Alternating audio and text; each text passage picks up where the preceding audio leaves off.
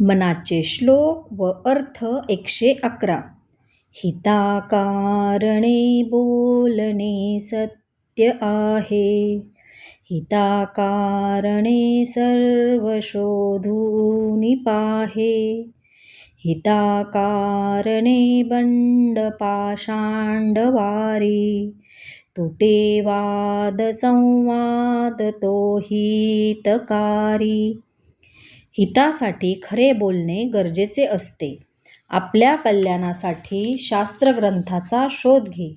आपल्या हितासाठी भगवंताचा द्रोह करणे व दांभिकपणे वागणे या गोष्टी तू सोडून दे, ज्यामुळे वाद विवाद संपतात. ते संभाषण हितकारक असते.